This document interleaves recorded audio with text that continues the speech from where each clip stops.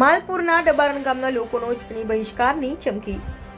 બામણી તાલુકા પંચાયત પેટા ચૂંટણીનો બહિષ્કાર. આઝાદીના વર્ષો પછી પણ રસ્તો ન હોવાથી ડબારણ ગામના લોકોએ બેનરો સાથે ચૂંટણી બહિષ્કાર કર્યો. ડબારણ ગામથી હેલોદરને જોડતો રસ્તો જો નહીં બનાવવામાં આવે તો ગામમાં કોઈ પણ પક્ષના ઉમેદવાર કે કાર્યકર્તાઓએ ગામમાં પ્રવેશ કરવો નહીં તેવા બેનરો સાથે ગામ લોકોએ ચૂંટણી બહિષ્કાર કર્યો છે. બમણી તાલુકા પંચાયતની પેટા ચૂંટણી રસ્તા માટે વિવાદમાં આવી છે. ગામ લોકોના જણાવ્યા મુજબ ડબારણથી હેલોદરને જોડતા રસ્તાની વારંવાર રજૂઆત કરવા છતાં તંત્ર દ્વારા કોઈ પરિણામો ન મળતા આખરે ગામના લોકો પેટા ચૂંટણીનો બહિષ્કાર કરવો પડ્યો છે.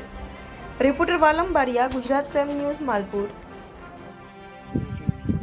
અમારા તમામ પક્ષને, ભાજપ, કોંગ્રેસ અને અપક્ષને અમે ગામજનોએ પીઠ ભરી અને મત આપ્યા અને આજ સુધી 1939 પછી આપતા આવેલા છીએ. પણ અમારા રસ્તાનો વારંવાર અધિકારીઓને, કાર્યપાલક ઇજનેર સાહેબને, આરએમડીને જાણ કરવા છતાં આ રસ્તાનો નિકાલ આવ્યો નથી. અને આ જ રસ્તો રણજીત કુબેરના ઘરથી હેલોદર જોડતો રસ્તો એ જ રસ્તા પર ઉભા રહી અને સમસ્ત ગામજનો અમે બોલી રહ્યા છીએ. અને એ 100 દિવસે એ ખોટું નથી, સાચું છે. પણ અમે વારંવાર બંને પક્ષોને જાણ કરવા છતાં કોઈને આ રસ્તા માટે ધ્યાન ધર્યું નથી. એટલા માટે અમે ગામજનો સમસ્ત ચૂંટણીનો બહિષ્કાર કરીએ અને ચૌધરી સાહેબને ચોથી સર્વે કરવા આવ્યા તો આ રસ્તાની સર્વે નથી કરી અને સીધી સરહદેથી સર્વે કરી. આ બંને રસ્તા ઓમ જ જોડાણ છે. સરહદેથી સર્વે કરી અને ખોટી સર્વે કરી અને અમારી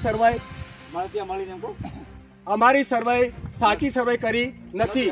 તે બદલ તમામ કાર્યકરો અને કોઈ પણ પક્ષના નેતાઓની અમારી નમ્ર અપીલ છે કે અમારા રસ્તાનો નિકાલ જ્યાર સુધી નહીં આવે તો સુધી ચૂંટણીનો બહિષ્કાર દે.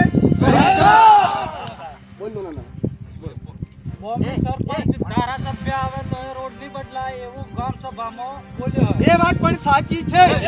સમસ્ત ગામે સાંભળે છે. સાચી સાહેબ શ્રી હતા, મામલતદાર સાહેબ શ્રી હતા, આરએમબીના અધિકારીઓ હતા, અને બધા ગામજનોને 4 જણોને એ બોલાઈને એમ કહેવામાં આવ્યું કે ભાઈ તમે 4 જણા આવો, બધા ગામની જરૂર નથી. અને ગામના 4 જણોને બોલાવીને કે અમે રજૂઆત કરી અને છેતરપિંડી કરી સહીઓ કરાયેલી અને 13 અરજી આજે અમે પાછી રજૂઆત કરેલ છે.